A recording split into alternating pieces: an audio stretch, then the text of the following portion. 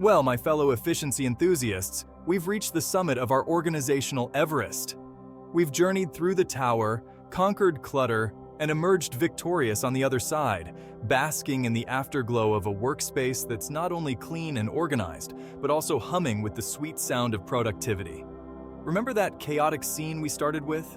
Tools gone AWOL, paperwork threatening to engulf entire cubicles, a general sense of, where do I even begin? It all seems like a distant, hazy memory now, doesn't it? Like that time you tried to make a souffle and it ended up flatter than a pancake. But unlike that culinary catastrophe, the results of our tower transformation are here to stay.